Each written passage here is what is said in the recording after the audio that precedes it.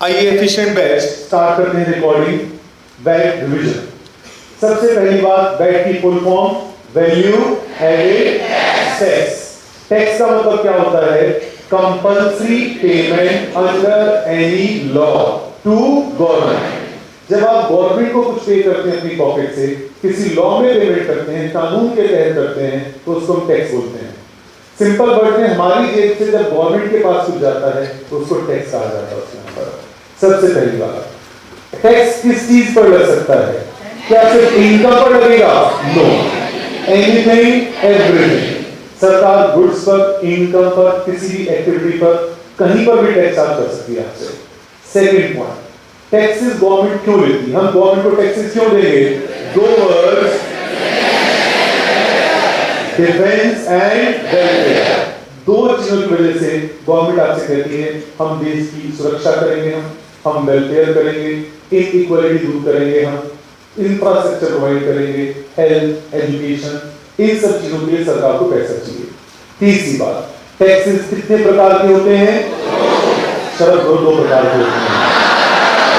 Taxes नाना प्रकार के होते हैं। उन नानाओं में दो लोग आते हैं। कौन कौन आते हैं? एक तो डायरेक्ट टैक्सेस और दूसरा इनडायरेक्ट टैक्सेस। इनडायरेक्ट टैक्सेस में क्या होता है? पैसा मेरी पॉकेट जाएगा, गवर्नमेंट के पास जाएगा, लेकिन मैं खुद जमा नहीं करवाऊंगा, कोई और जमा कराएगा।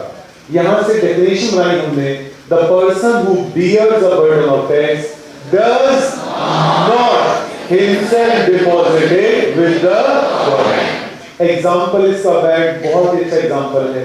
आप मोबाइल फोन खरीदने गए, दुकानदार ने आपको 20,000 का फोन बेचा, 2000 वैट चार्ज किया, आपकी पॉकेट से 22,000 गए, उसने 2000 गवर्नमेंट के पास जमा करा दिए, आपकी पॉकेट से 2000 सेलर के पास गए, वहां से गवर्नमेंट के पास चले गए, आपकी पॉकेट से गवर्नमेंट के पास गए, लेकिन आपने जमा नहीं कराया। किसने जमा कराया? सेलर। आपकी पॉकेट से गवर्नमेंट के पास गया, डायरेक्टली नहीं गया, इनडायरेक्टली चला गया। यहीं से हम डायरेक्ट टैक्सेस की डेफिनेशन कॉपी कर सकते हैं। The person who bears the burden of tax himself deposited with the government. In indirect taxes में हम पहला स्टडी कर रहे हैं वैट। वैट असल में सोचा जाए तो किस चीज पर टैक्स है? Tax on sales. पुराने जमाने में इसका नाम सेल्स टैक्स हुआ करता था, जो नया नाम बदल कर दिया गया है वैट। वैट का सिस्टम ये है कि आप जो पहले टैक्सेस पे कर चुके हैं उसी गुड्स पर, वो टैक्सेस दोबारा पे ना हो। इसको इंश्योर करने के लिए टैक्स क्रेडिट मेथड ऑफ किया गया। टैक्स क्रेडिट मेथड क्या कहता है? Output tax minus input tax. Output tax किस चीज पर टैक्स है? सेल पर। इनपुट टैक्स किस चीज पर है? परचेज पर। तो जो भी आप सेल कर रहे हैं उस पर टैक्स निकालिए, जो भी आपने परचेज पर टैक्स पे की है वो वहां से लेस कर दीजिए। Balance is net VAT payable. इसी का नाम आईटीसी है, टैक्स पेड ऑन परचेज। चलिए अगले कॉन्सेप्ट पे बढ़ते हैं। What are different stages of VAT? Stages का मतलब वैट कब कब चार्ज होता है? सिर्फ एक बार चार्ज होता है? Multi stage. Multi stage charge होता है जब जब सामान सेल होगा हर बार टैक्स चार्ज होगा, जितने बार भी सेल करेगा उतने पर चार्ज होगा। हाँ, अर्लियर सेल पर जो टैक्सेस पेड हैं उसका आपको सेट ऑफ मिल जाएगा। सेट ऑफ का मतलब रिडक्शन मिल जाएगी आपको वहां पर।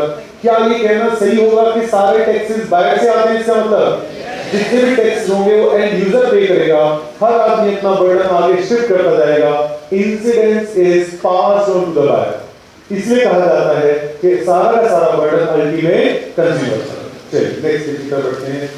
तो जो भी परचेज पर टैक्सेस हैं उनकी रिडक्शन मिल जाएगी, लेकिन इंडिया में as of now reduction claim करने के लिए शर्त है कि वो टैक्सेस किसको पे हो? Same government. अभी हमारे यहाँ पर अलग अलग गवर्नमेंट काम कर रही हैं। सेंट्रल गवर्नमेंट अलग है, स्टेट गवर्नमेंट अलग है। अगर आपने एक स्टेट गवर्नमेंट को टैक्स पे किया है, दूसरी स्टेट गवर्नमेंट कहेगी आपने मुझे टैक्स नहीं किया था, मैं क्यों टैक्स विश्वास नहीं आता। हालांकि इससे गड़बड़ हो जाती है, गुड्स की कॉस्ट बढ़ जाती है, डबल टैक्सेशन हो जाता है। इन सब का इलाज फ्यूचर में निकल कर आएगा, इसका नाम क्या होगा? बीच में क्वेश्चन कर रहा हूं आपको, यकीन मानिएगा till the time to reach final GST will be in place, और उस टाइम के लिए मेहनत आपकी बहुत कम आएगी। वैट 25 मार्क्स जो है सो है, लेकिन मैं आपको अभी रिकॉर्डिंग में बोल रहा हूं ऑफिशियली, लाइफ में आपको सबसे बड़ा पैसा कमा कर देगा आपको। क्योंकि वैट जब नया लॉ बनेगा जीएसटी, सबसे बड़ी एक्सपेक्टेशन चार्टर्ड अकाउंटेंट से होगी कि हम उसको सही से इंप्लीमेंट कर सकें। तो वैट जब भी पढ़ो ये बेसिक प्रिंसिपल अपने शार्प करके चलो, लाइफ में आगे पैसा कमा देगा, साक्षात लक्ष्मी दर्शन किया करो। यहाँ से पैसा आ रहा है, यहाँ से साथ जितना पढ़ोगे उतना पैसा और कमाओगे। चलिए सबसे पहली बात हमें ये नॉलेज होनी चाहिए कि कौन सा टैक्स किस गवर्नमेंट को पे किया है। एक्साइज ड्यूटी किस गवर्नमेंट को पे करते हो आप? Central government. किस चीज पर लगती है excise duty? Manufacturing production factories पर। कस्टम ड्यूटी किसके पास जाती है? सेंट्रल गवर्नमेंट के पास। किस चीज पर लगती है कस्टम ड्यूटी? इंपोर्ट एक्सपोर्ट पर। सीएसटी किसके पास जाता है?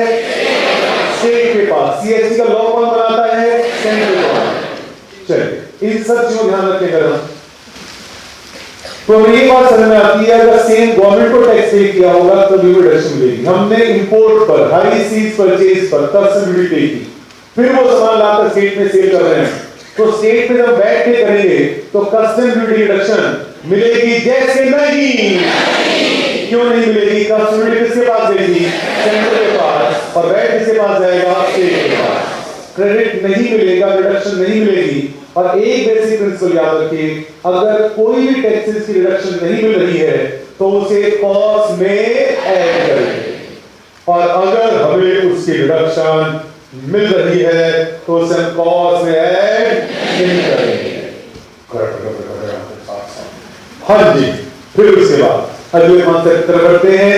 ऐसे कौन कौन से केसेस हैं जहां पर हमें रिडक्शन नहीं मिलती? क्या मोनिकोटा? Eco inputs. एक एक करके साथ साथ। पहला पॉइंट क्या था? पहला था ई फॉर इनपुट्स। इसका मतलब अगर मैंने गुड्स परचेज किए इनपुट उससे एग्जेम्प्टेड बना रहा हूं तो उस गुड्स पर 2 बार टैक्स नहीं लगा।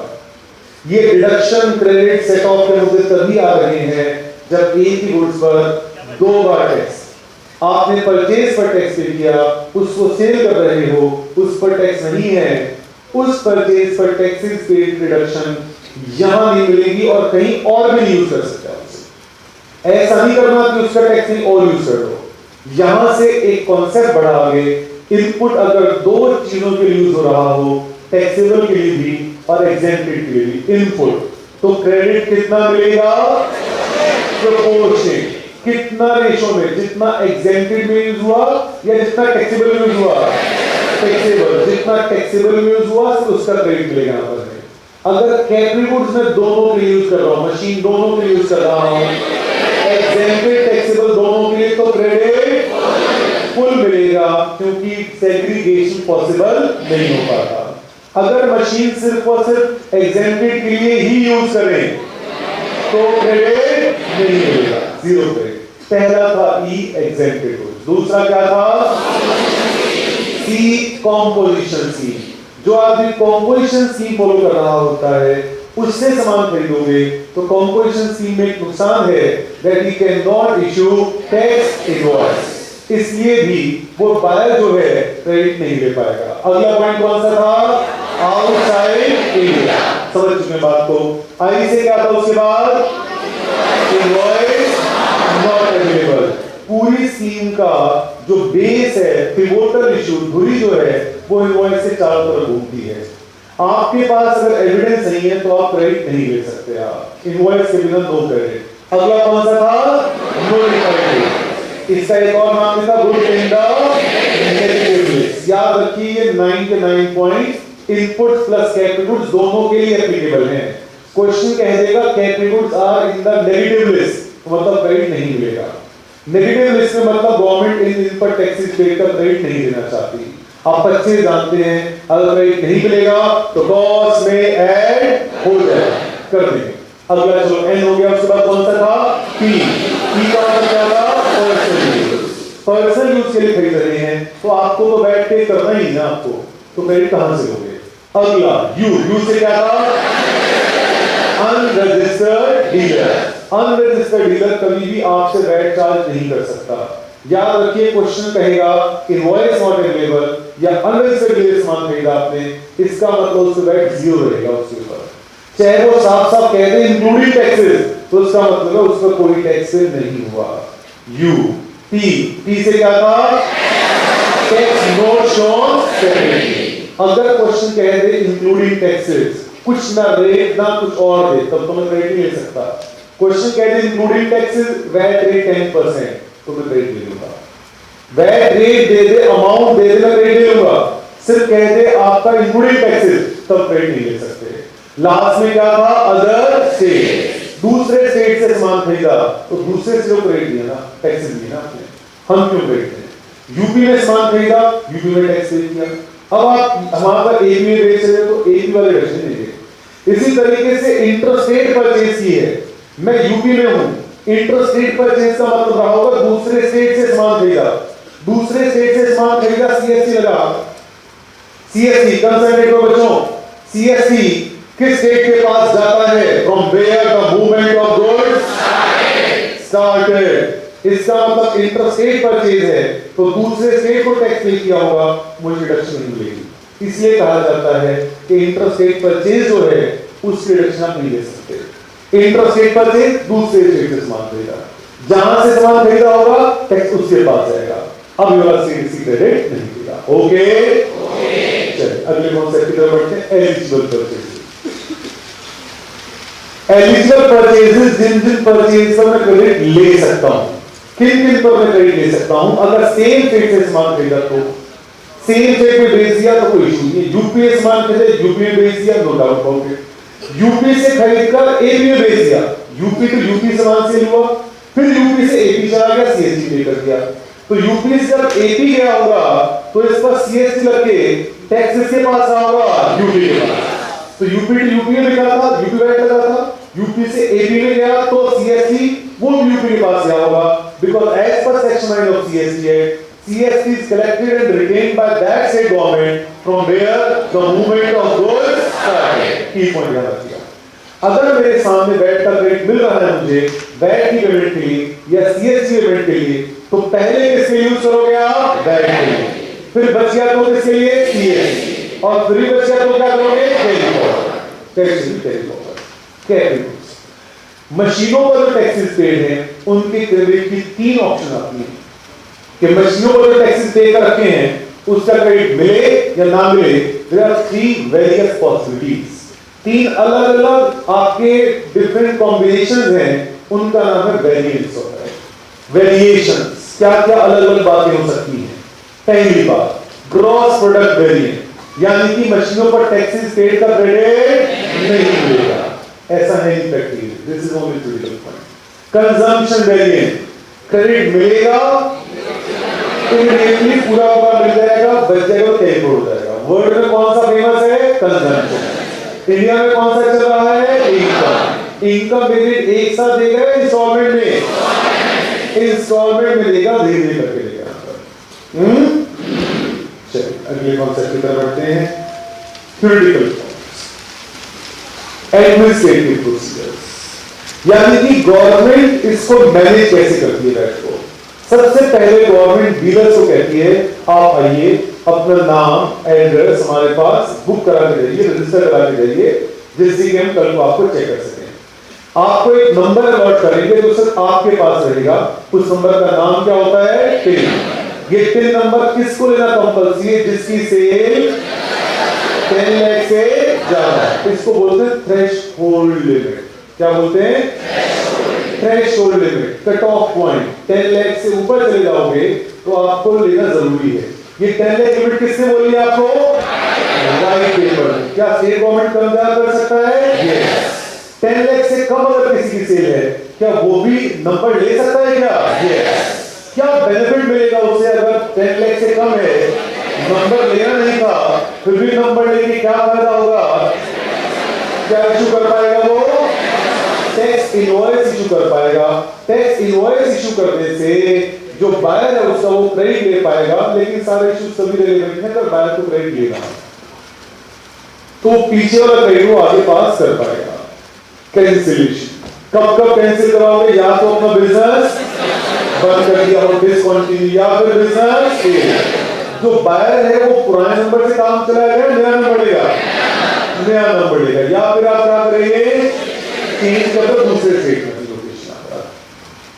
अगला पॉइंट 10 नंबर लेगा। 10 नंबर कितने का होता है आपका? 11। 11 डिजिट का है। फिर से सबसे बड़ा फायदा क्या है? Cross check.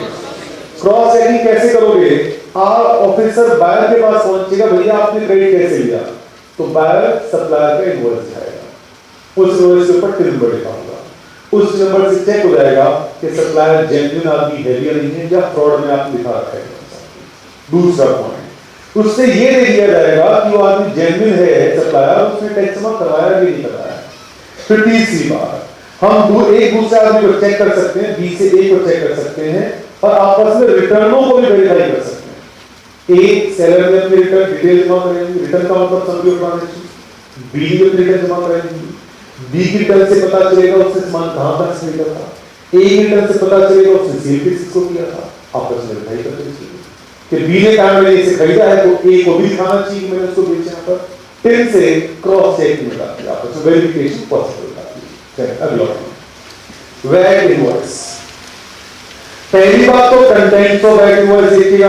वैट इनवॉइस के कंटेंट्स क्या क्या होते हैं? Come on give me answer, क्या क्या कंटेंट्स हमारा स्मार्ट वर्क यहां होते हैं। पहला क्या है? सेलर का नाम। दूसरा क्या है उसके बाद? सेलर का पिन नंबर हो गया। फिर परचेजर का नाम, एड्रेस और परचेजर का पिन नंबर। क्या हो गया? पांचवा टैक्स का अमाउंट बहुत जरूरी है, बिना टिन और टैक्स अमाउंट के क्रेडिट मिलने वाला। और फिर उसके बाद सिर्फ उसके साइन बहुत जरूरी है। फिर उसके बाद और बातें, इनवॉइस नंबर हो गया, कुछ की डिटेल हो गई, एक्सेट्रा एक्सेट्रा। इनवॉइस क्यों जरूरी है? पढ़ के देखिए, इंपोर्टेंस ऑफ इनवॉइस, क्या महत्व है। इनवॉइस से ही आपको क्रेडिट अमाउंट पता चलेगा। इनवॉइस आपके पास है तो गारंटी वारंटी चेक कर सकते हो, उसमें चेक करो। थर्ड पॉइंट, उसके बाद ऑफिसर्स आएंगे, ऑडिटर आएंगे, उससे चेकिंग कर पाएंगे और उससे टैक्स की चोरी रोकना आसान काम हो जाएगा। क्या क्या क्या अगला कॉन्सेप्ट है अपने सामने, कॉम्पोजिशन। कॉम्पोजिशन का मतलब किस सेंस यूज कर रहे हैं? सिंप्लीफाई। क्या सिंप्लीफाई किया गया? बजाय हर सेल पर टैक्स निकालने के आप कैसे टैक्स निकालोगे? आप टोटल सेल पर, टोटल सेल पर टैक्स निकाल के उसके ऊपर एक बहुत ही छोटा सा अमाउंट अप्लाई कर दोगे यहाँ पर, वो आपका पूरे साल का टैक्स ही बना जाएगा। ना तो आईटीसी देखना है, ना परचेज क्रेडिट देखनी है, सीधा सीधा पूरे साल की सेल टोटल करनी है, उस पर एक परसेंटेज अप्लाई कर देना है। ये काम क्यों किया जा रहा है? जो छोटा ट्रेडर है उसे हैसल फ्री करना चाहिए, भैया उसको तकलीफें ना हो, अकाउंट मेंटेन, रिटर्न दें, ये सब झमेले से छोड़ने हैं यहाँ पर। तो व्हाइट पेपर क्या कहता है? ये स्कीम किसके लिए इंट्रोड्यूस करो? जिसकी सेल 10 लाख से ज्यादा 50 लाख है। 10 लाख से कम है वो तो वैसी माफ है, 10 लाख से ज्यादा है तो आइए हमारे पास 50 लाख से ऊपर चले जाओगे तो नॉर्मल सिस्टम में काम करना पड़ेगा। 10 to 50 में कर रहे हो तो व्हाइट पेपर रेट कितना कहता है? कितना चार्ज करो? 0.25। क्या स्टेट रेट इससे ज्यादा कम कर सकता है क्या? कुछ भी कर सकते हैं आप। चलिए अब इस स्कीम के अंदर हम देखें तो इस स्कीम के कुछ फायदे नुकसान हैं। इसका फायदा क्या है? एडवांटेजेस, आसानी से टैक्स निकल जाता है, पूरे साल का टोटल करो। ये स्कीम पप्पू लोगों के लिए, because Pappu can't calculate ITC, कह रहे कोई जरूरत नहीं है, छोटा अमाउंट, बहुत ही छोटा सा रेट है। फिर उसके बाद वैसे रिटर्न साल में 3 बार फाइल करनी है, लेकिन इनसे रिटर्न कितनी बार कराएंगे? एक बार। रिकॉर्ड वैसे 3-4 रखने होते हैं, इनसे रिकॉर्ड कितना रखवाएंगे? एक रिकॉर्ड रखवाएंगे यहाँ पर। नुकसान कहें तो आईटीसी नहीं मिलता और ना ही आप टैक्स इनवॉइस इशू कर सकते हो। इसका मतलब जो आपका बायर है वो भी क्रेडिट नहीं ले पाएगा। अगर आप ऐसे आदमी को बेच रहे हो जो ट्रेडर है, जिसको क्रेडिट लेना है, तो आपके लिए बढ़िया ये है कि कॉम्पोजिशन स्कीम मत आओ। कॉम्पोजिशन स्कीम लेना कंपल्सरी है या ऑप्शनल है? ऑप्शनल है। ये बात और ध्यान रखें, कॉम्पोजिशन स्कीम हर सेल पर एप्लीकेबल नहीं है। ये कॉम्पोजिशन स्कीम उन पर एप्लीकेबल है जिन पर वैट एक्ट एप्लीकेबल है। इंपोर्ट एक्सपोर्ट पर क्या एप्लीकेबल है? वैट या कस्टम? कस्टम। तो कस्टम में जाके बात करो ना, हमसे क्यों बात कर रहे हो? इंटरस्टेट परचेज पर क्या एप्लीकेबल है? सीएसटी। तो सीएसटी में जाके बात करो ना। मैन्युफैक्चरिंग पर क्या एप्लीकेबल है? एक्साइज। तो एक्साइज रेट में जाकर बात करो ना, हमसे क्यों बात कर रहे हो? स्टॉक ट्रांसफर पर क्या वैट एप्लीकेबल है? नहीं है, तो भैया हमसे क्यों बात कर रहे हो? जब वैट लगे स्टेट का तो हमसे आकर बोलना, उसके ऊपर हम ये स्कीम सिंप्लीफाई करके अप्लाई कर सकते हैं। अगला टैक्स रेट्स अंडर वैट। कितने प्रकार के रेट होते हैं बैंक में? बेकार की बात है, हॉरिजॉन्टल मानो बोलो नाना प्रकार के different types of bank rate आ गया, नाना प्रकार के पर काम से बेकार बात सी कराने वाली कौन सा कर रहे जैसे आपको बताया बैंक रेट जो होते हैं, पहला रेट हमारा नॉर्मल रेट कौन सा है यार 12.5%, लेकिन जो चीजें आम आदमी की जरूरत है उस पर कितना 4%, गोल्ड सिल्वर इन चीजों पर 1%, जो आम आदमी की और सोशल इंप्लीकेशन जो की चीजें उन पर एग्जाम, तीन चीजों को बाहर कर रखा है से लॉटरी टिकट, लिकर और पेट्रोल, इन पर ऐसे वैट के हिसाब से ओल्ड सिस्टम, इन तीनों पर टैक्स लगेगा क्या? यस, लेकिन ये वाला सिस्टम से ओल्ड एक्सपोर्ट्स, जब हम सामान एक्सपोर्ट करते हैं तो क्या होगा उस पर हम सरकार क्या कहती है हमें टैक्स माफ कर देती है। टैक्स माफ करने से हमारा एक्सपोर्ट का सामान महंगा होगा या सस्ता होगा? ध्यान से बुक में चेक करो, सामान हमारा सस्ता होगा, सस्ता होकर इंटरनेशनल मार्केट में प्रमोट होगा, कि साहब बढ़िया हो जाएगा, सरकार कहती है टैक्स माफ। अगर टैक्स माफ हो गया हमारा तो हमारा इनपुट है उस पर क्रेडिट जनरली तो नहीं मिलता है, लेकिन सरकार ने यहाँ भी लिख दिया आपने एक्सपोर्ट किया सामान, गुड्स एग्जेम्प्ट है, जो आपने परचेज किए थे उस पर जो टैक्सेस है उसका आप क्रेडिट ले सकते हो। उसके क्रेडिट का यूज क्या करूंगा? किसी और गुड्स के लिए कर लीजिए। अगर कोई और गुड्स के लिए यूज नहीं कर पाऊंगा तो क्या क्लेम करेंगे आप? रिफंड। हाउ मेनी मंथ कितने रिफंड क्लेम करेंगे? 3 मंथ्स के अंदर रिफंड क्लेम करेंगे, याद रखिएगा। उसी तरीके से कॉन्सेप्ट है एसजेड का। एसटीजेड स्पेशल इकोनॉमिक जोन है तो इंडिया में, लेकिन एज्यूम कर लिया जाता है इंडिया के बाहर। कोई भी इनको सामान बेचेगा तो मान लेंगे क्या किया उसने? एक्सपोर्ट एग्जाम्पल, अगर एग्जाम नहीं करेंगे तो उसको रिफंड दे देंगे, इंडिया के बाहर एज्यूम करके चलते हैं। चलिए रिकॉर्ड्स, 3 रिकॉर्ड है अपने सामने, कौन कौन से? परचेज, दूसरा सेल और तीसरा बैक। तीनों की रेटिंग लगती है यहां पर हमें। डिक्लेरेशन फॉर्म्स, आज डिक्लेरेशन फॉर्म एग्जिस्ट करते हैं जैसे नहीं, आज क्या एग्जिस्ट करता है? इनवॉइस। पहले जमाने की बात है, ये प्रूव करने के लिए जरूरत पड़ती थी, एक बार टैक्स हो गया है सब्सिक्वेंट से एग्जेम्प्ट है, अब कोई जरूरत नहीं। रिटर्न्स, रिटर्न मतलब एक समरी बनाकर देनी है कि एक पर्टिकुलर पीरियड में आपने क्या क्या काम किया, उसकी सबकी ट्रांजैक्शन की समरी। कहां देते हो रिटर्न? बैंक में ऑफिसर्स को, ऑफिसर्स टैक्स को बैंक पे जमा होता है, रिटर्न ऑफिसर्स के पास आती है। अब कितनी बार बुलाना है ये स्टेट की मर्जी, कितने पीरियड की समरी मंगवानी है आपको। हम तो क्या कहेंगे, कम मंगवाएंगे या ज्यादा मंगवाएंगे? क्या ज्यादा? किसके लिए? अपने लिए या देश के लिए? हमने पे मांगा था नहीं, कितनी मांगा? देश के लिए कह रहे हैं, तो आपके हिसाब से रिटर्न कितनी बार होनी चाहिए?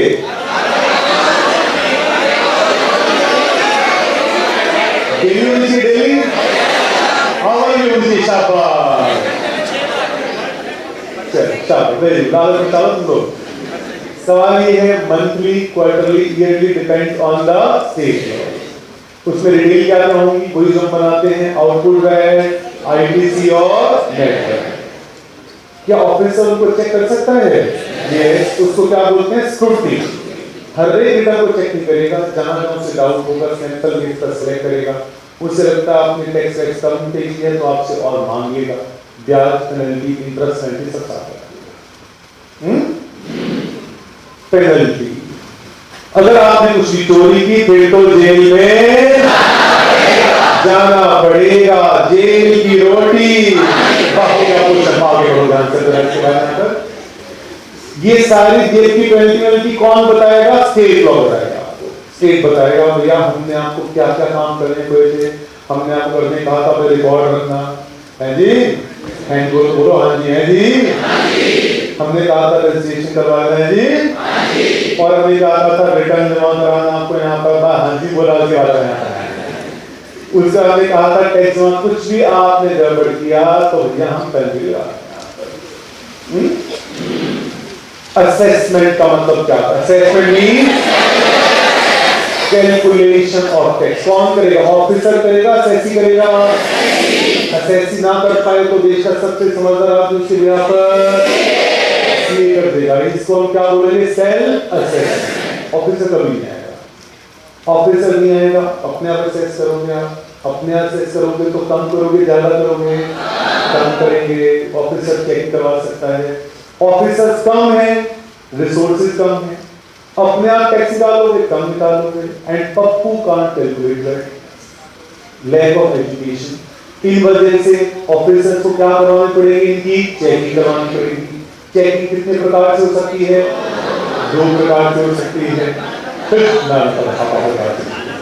दो किस प्रकार से हो सकती है, तो इंटरनल और दूसरा एक्सटर्नल। इंटरनल का मतलब ये करेगा, ये कहना गलत होगा।